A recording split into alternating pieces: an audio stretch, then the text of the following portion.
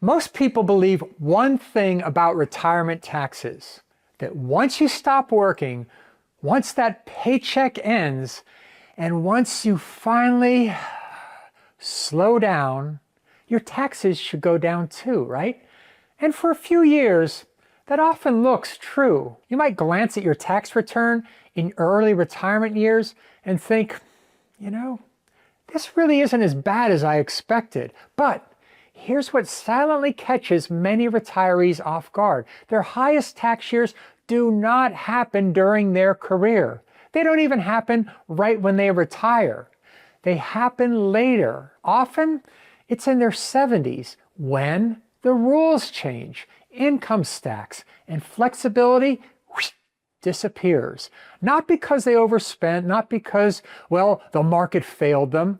It's not because they made reckless decisions, but because a tax curve they never saw coming finally shows up. And by the time most people feel it, it's already locked in. Hi, I'm Mark Wisniewski, president of Southern Incomes. I work with people who did the hard part right. They saved, invested, and planned for retirement, but were never shown how taxes actually behave once those paychecks stop. In this video, I'll walk you through the retirement tax curve, why it quietly spikes later, what causes it, and how to recognize it early enough to still have real choices.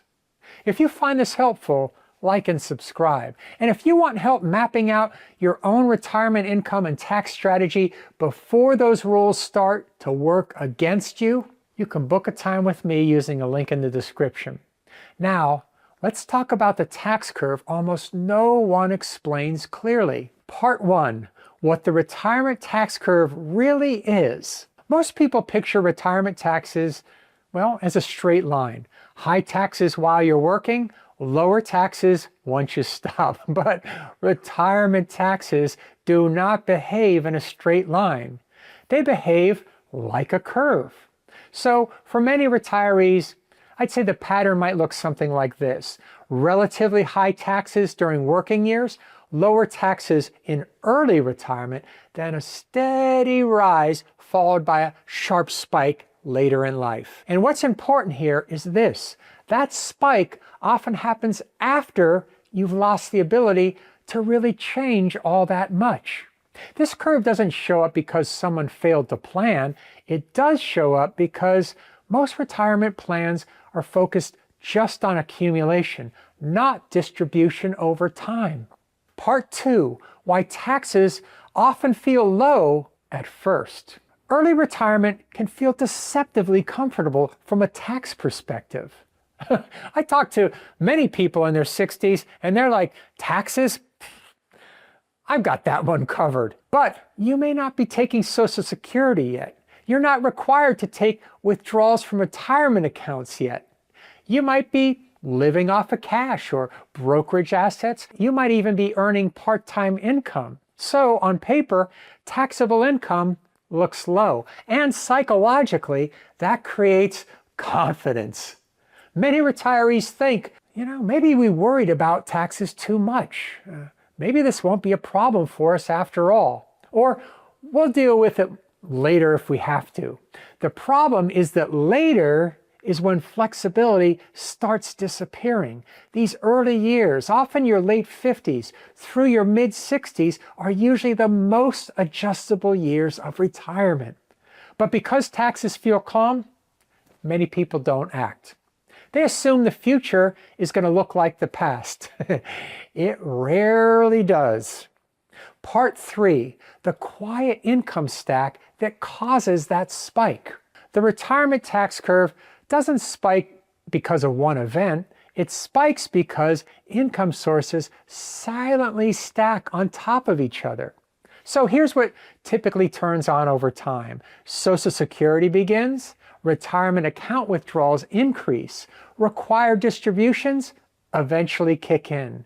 Portfolio income continues on. Medicare premiums become income sensitive, and later, filing status changes for a surviving spouse. Each piece on its own seems manageable, but together they can change the entire tax picture.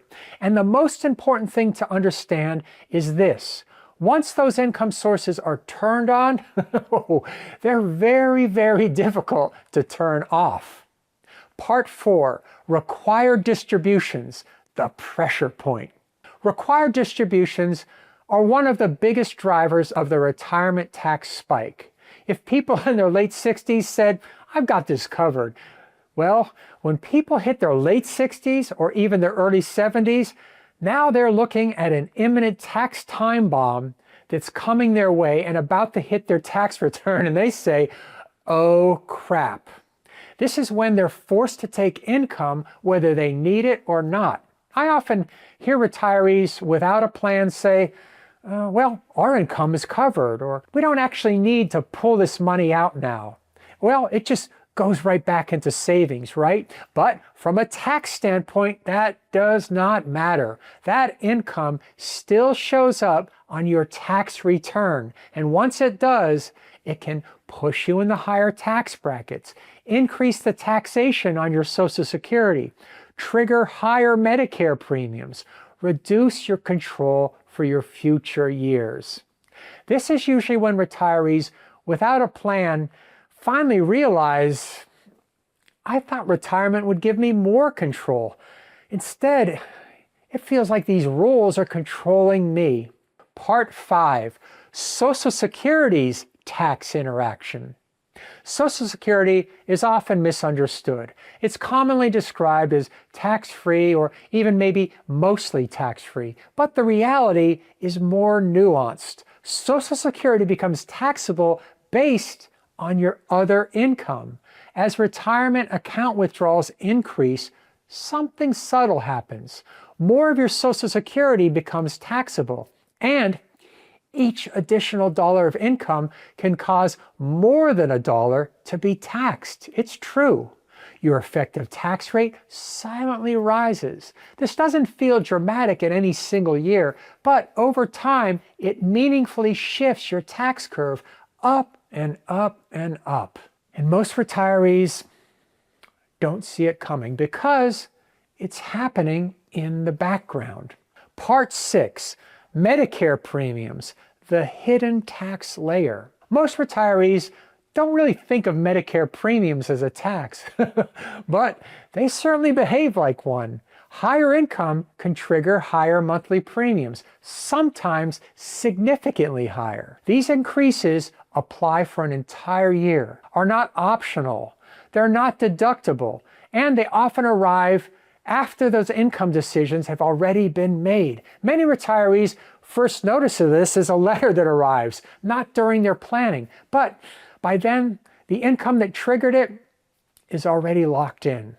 This is one of the reasons retirees often say, "I didn't realize how taxes and my health care were going to be connected." Part 7, the surviving spouse curve. This is one of the most important and I'd say most overlooked parts of all of retirement planning. When one spouse passes away, one Social Security benefit usually goes away. Retirement account balances often remain similar. Required distributions may not drop much, and tax filing status, of course, it shifts to single. That means same income, smaller tax brackets, higher marginal rates. For many households, this is where the retirement tax curve peaks. Not at retirement, not when you turn 65, but years later when your planning options are severely limited. This is why retirement planning isn't just about your lifetime, it's about your survivor's reality as well. Part 8, how to see the tax curve before it hits. The key to managing the retirement tax curve is not guessing, it's modeling. A strong retirement plan doesn't ask questions like, how much can I spend this year? Instead, it asks questions like, when do my income sources turn on? How do taxes change year by year? Where do tax brackets rise? What happens later, not just right now? What happens if one spouse is left alone? Many retirees who feel blindsided did not fail to save. They failed to look far enough ahead. Seeing that curve early gives you options. Seeing it late takes those options away.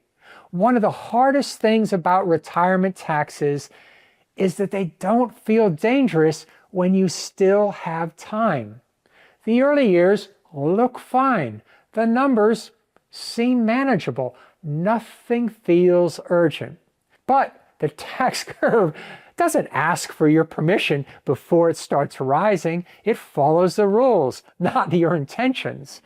And once required income, Medicare premiums, and tax brackets stack together, your flexibility narrows very quickly. The retirees who feel the most stress later on usually aren't the ones who failed to save. They're the ones who never saw the curve early enough to adjust their retirement path.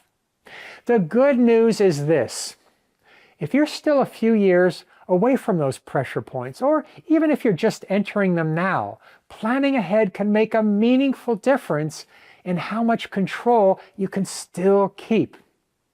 If you'd like help stress testing your retirement income plan and seeing where your own tax curve may start to rise, you can book a time with me using the link in the description. That conversation isn't about selling products or chasing returns. It is about, well, clearness, so that you're not surprised by taxes at the exact moment flexibility matters the most to you. And that's the difference between reacting in retirement and staying in control.